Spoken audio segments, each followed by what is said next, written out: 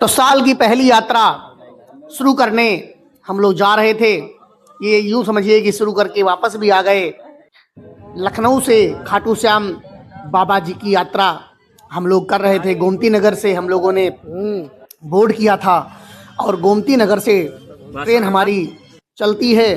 आपको किराया भी बता दे, 200 रुपये किराया था गोमती नगर से, और जयपुर का 200 रुपये पड़ता है, जनरल का 365 रुपये स्लीपर का पड़ता है, और बाकी थर्ड एसी का 990 रुपये, सेकंड एसी का 1410 रुपये और फर्स्ट एसी का 2360 रुपये किराया पड़ता है। तो सबसे पहले कानपुर होते हुए फिर हम लोग जो है रात हो गई थी तो सो गए। उसके बाद रास्ते में कई सारे स्टेशन पड़ते हैं, जैसे कि आपका बड़े बड़े शहरों के नाम हो जाएं आपके, जैसे कि कानपुर हो गया, कन्नौज हो गया, हाथरस हो गया, उसके बाद फर्रुखाबाद हो गया। ऐसे कई शहरों को चिरती हुई हमारी ट्रेन बढ़ती है आगे, और हम लोग मथुरा जंक्शन, जो भारत का सबसे बड़ा बेस्ट जंक्शन बोला जाता है, उसको पार करते हुए और हम लोग फिर आ जाते हैं बांदीकुई। बांदीकुई के बाद जो है दौसा पड़ता है, और उसके बाद जयपुर हम लोग आ जाते हैं फाइनली। जयपुर जैसे ही हम लोग जयपुर स्टेशन पर आते हैं तो हमारी खुशी का ठिकाना नहीं रहता है, क्योंकि हम लोग जो है बाबा के बहुत निकट आ जाते हैं। और जयपुर जंक्शन पर हम लोग उतर करके फिर आगे हम लोग लेते हैं बस। अब आपको बताएंगे बस का किराया कितना है। वैसे तो हम लोग 120 रुपये बस का किराया पेड करके गए थे आगे खाटू श्याम तक, 120 रुपये पड़ता है। तो कहते हैं कि अलग अलग बसेस में कुछ और किराया होता है, बट मैंने उसको पता नहीं किया। आप जा करके वहाँ पता कर सकते हैं कि वैसे बढ़िया बस थी। आराम से हम लोग जो है पहुँच गए बाबा के दरबार में। और देखिए रास्ते में बहुत सारे जो भक्त हैं तो पैदल यात्रा भी करते हैं, बहुत लंबी लंबी यात्राएं पैदल ये लोग करते हैं। भाई इन लोगों को सलाम है और इनके लिए एक लाइक ठोक दीजिएगा। और ऐसे ही हमारी बस आगे बढ़ती गई और हम लोग फाइनली पहुंच जाते हैं बाबा के दरबार में। वहीं पर हम लोग स्नान करते हैं। स्नान करने की व्यवस्था बढ़िया है वहाँ पर।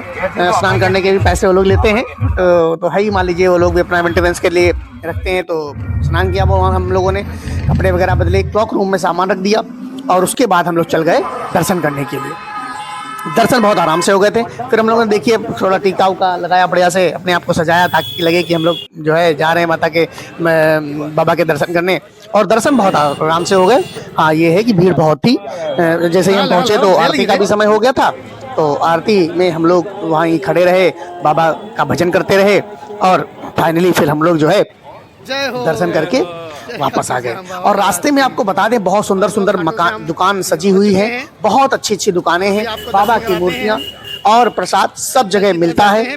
आप मंदिर के छोर पर भी, यानी कि मंदिर के एंड पॉइंट पर भी ले सकते हैं। और अगर आपके पास सामान है तो मैं ये कहना चाहूँगा कि मंदिर के शुरुआत में ही आप अपना सामान रख दें, वहीं से प्रसाद ले लें, और वहाँ से पैदल यात्रा कम से कम आपको 1 किलोमीटर की करनी पड़ेगी।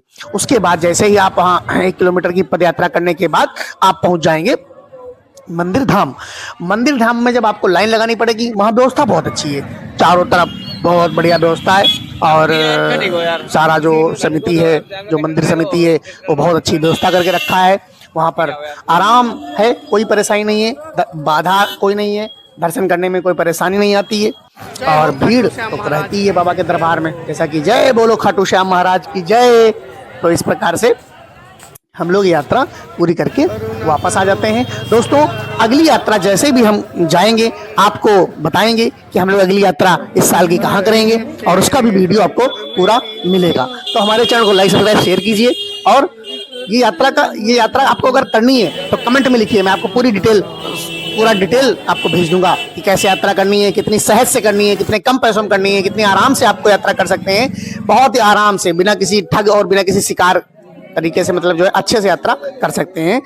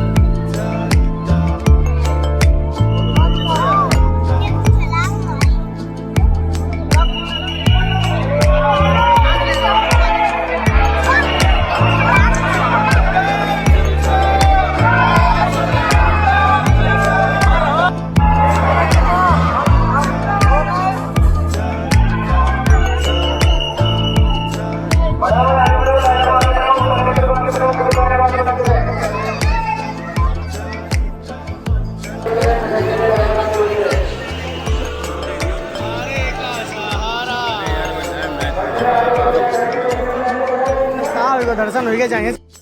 यहाँ का मुख्यमंत्री